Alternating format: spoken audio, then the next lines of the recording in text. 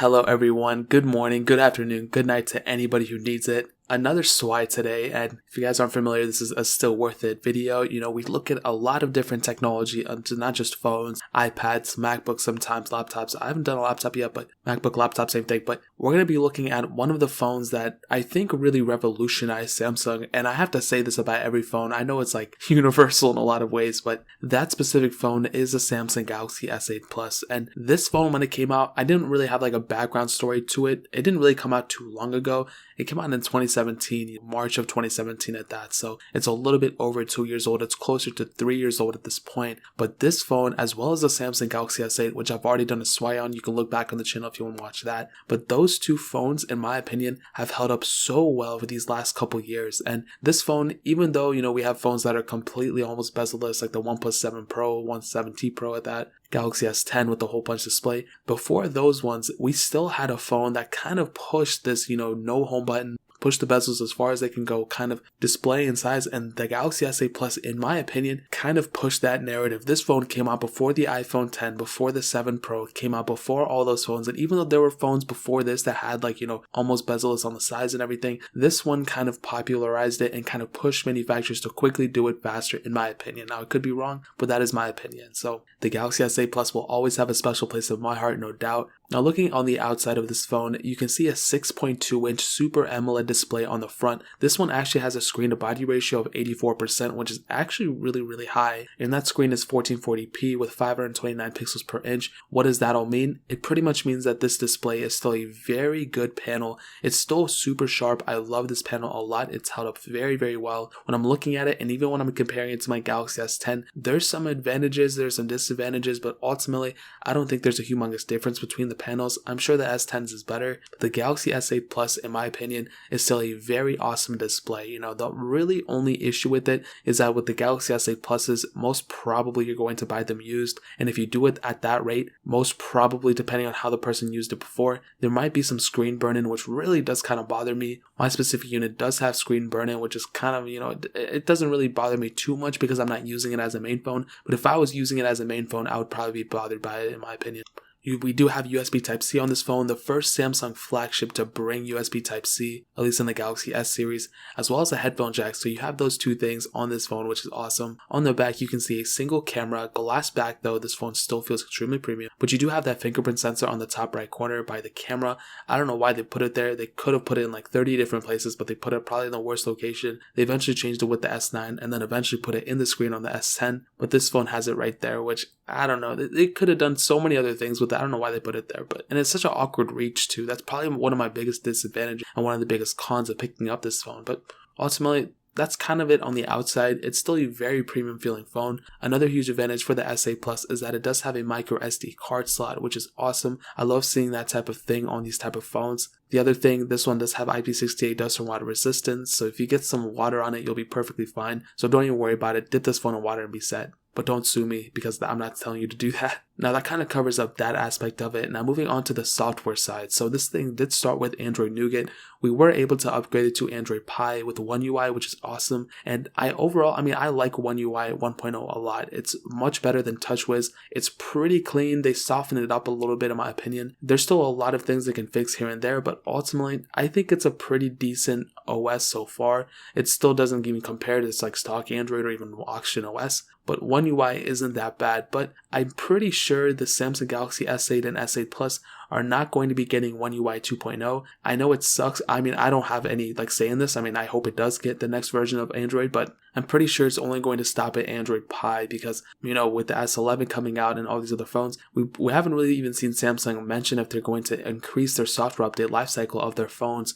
We saw Samsung kind of taking more of an initiative on their software side of things by releasing One UI by kind of, still pushing security updates here and there for older phones. So I'm wondering if Samsung will actually go and increase and lengthen their lifespan of these software supports for these phones. Maybe they'll do it, maybe they won't. There's still custom ROM community behind it a little bit. There's still roots out for this thing, but ultimately, I don't think it's going to get officially One UI 2.0. I don't think it's going to go up to Android 10. Like I said, I hope I'm wrong, but I'm pretty sure it's not going to go there. But even if not, it's still a pretty good software overall, and it handles One UI 2.0 pretty well in my opinion. So even if it doesn't get the next version of Android, you're still going to be getting updates through the App Store and everything like that. In terms of software, that's pretty much where I'm going to land that at. Now moving on to the performance side of things, this thing has a Qualcomm Snapdragon 835 chipset, an octa-core CPU, an Adreno 540 GPU, and 4 gigabytes of RAM on the 64 gig model, but 6 gigabytes of RAM on the 128 gig model. So storage variants do mean whether you're getting more RAM or less RAM. Now, in my opinion, I mean, first of all, I have the 64 gig model, the base model of this phone with 4 gigabytes of RAM, and I think it's a pretty good phone. I mean, I don't really run into any issues or anything, but I'm sure the 128 gig model is, overall better at managing the apps in the background and everything. But what I can tell you is, in terms of performance of this phone, it still holds up very well. It's still a very compelling device when you're using it. When I'm doing light tasks, when I'm going through like just opening the web browser, looking up games or something like that, or wallpapers and going through the next thing, or even looking at myself, and I close out of it, go to other things, Play Store, everything seems to be fine. It doesn't seem to be as fast as the Galaxy S10. I feel like the S10 is just extremely fast. I feel like whatever you do with it, it opens it up and instantly and all that. With the S8 Plus, you can definitely see there's like a noticeable hesitant lag. It's not horrible. I mean, I can get over it within like 2 seconds, but if you're comparing this to an S10 or another device, you might be able to see a little bit of a difference. And it's kind of comes with age of these phones. As phones get older, they get worse and worse in performance. They get bogged down, and I can kind of see this phone getting more laggy and laggy as time progresses. Even though it's not going to get software updates, it's going to, those apps that are requiring more and more RAM, more and more power from a phone, this phone is still in that kind of weird spot with 4 gigabytes of RAM. But to keep you kind of feeling better,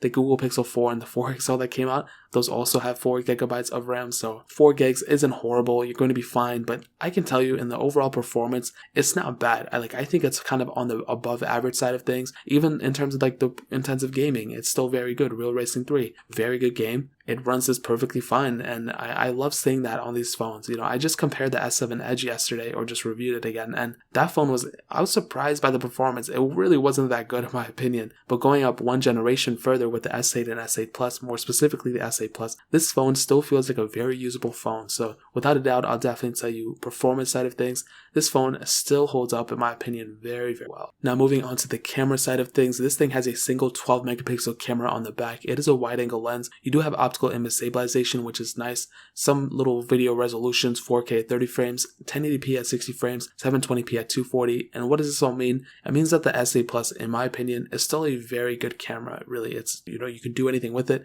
I don't really have high expectations for a camera. If it does what it does and it's really not controversial, then it's fine. This phone is not controversial really in any way. They didn't really do anything stupid with it. And in terms of the camera, I think this quality is super, super good. If you're in really good lighting, then yes, this camera will be amazing in terms of quality. If you're in kind of lower lighting, I think this is where, the newer cameras kind of shine. They have night modes, they have all these different things, and these phones don't necessarily have it in terms of stock software support. I think the S8 Plus did get some type of software, but it's still not as good as like the S10s or something like that. Now, one other thing I want to hit on is that with the newer cameras, we don't only have software improvements, but we have hardware improvements as well. We now have ultra-wide sensors in these phones. We have telephoto lenses in these phones, and this phone does not have those two. So even though the quality is the same, this phone doesn't have those extra sensors that the newer phones have. So that's something a software update will never get you. And ultimately, it's still a good camera, don't get me wrong, but the newer cameras have more hardware features than this one. With that, I'm going to say this camera is very good in terms of the quality, but it does kind of miss things that the newer phones do have. So that's kind of where I'll end that one at. Looking at the battery life, again, this is something that I'm super happy about with these specific phones.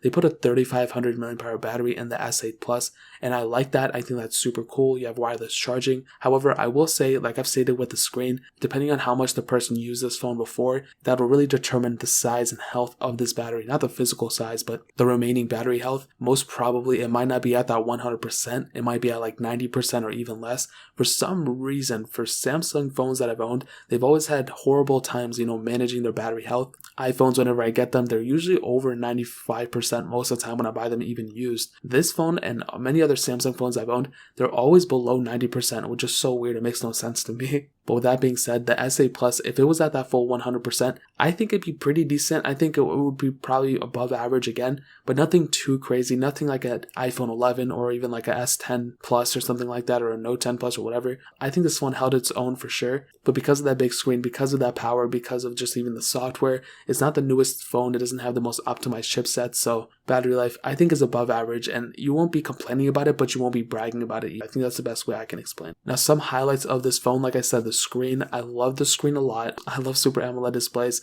There's still bezel on the top and bottom, but really not even that much compared to what we were just coming from with like the iPhone 7s and S7 edges and all those things. The build quality still feels extremely amazing. It feels like a super solid device. You have that micro SD card slot. You can expand that storage up to 1 terabyte, which is amazing. Software support is still getting software support for a second. It's not going to probably get the next version, but still, custom ROMs are there and roots are there, so you can do whatever you want to do with it. IP certification and even USB Type-C. I think that's a pretty big highlight of this phone. And the headphone jack. So ultimately what I can tell you is this phone is still a super compelling device. I think it's still an amazing value. I think you're getting you're getting so much value from this phone that even though it's not getting software updates, I don't think that should deter somebody from not picking this up. I think somebody should pick this up because it's still a tremendous phone. Performance is great, build quality is great, screen is great, and that's really all you need from a phone, to be honest. It's still usable, and the best thing about it is this thing is still super cheap in the used market. You can pick this thing up for like less than $300, which if you look at the S10, which is retailing for like $899, the iPhone whatever 11 Pro for whatever it is, $999. This phone is an amazing value in my opinion, and as long as you get a good value on it, I think you'll be set. I think I've pretty much seen these for less than $200 as well, which is an insane value, I'm telling you guys. That's pretty much it, man. If you have any questions or anything, leave it down in the comment section below. If you guys want to pick up an S8 Plus, I'll find the cheapest one on Amazon, and I'll link it down straight up in the description below so you guys can get it straight from there and help support the channel at the same time. But that is pretty much it. If you guys have any other questions or anything, leave it down in the comment section as well. Hit that like button, that would mean so much, but definitely hit that subscribe button. Every single subscriber that we get really does count, so it would mean so much if you guys could hit that. Also check out the other links down in the description as well. My Twitter, my Instagram, my second channel, all those links are linked down below. I'd really appreciate it if you guys could check it out. But more importantly than everything else, I love every single one of you guys. I'll fuck you guys in the next video. Peace out.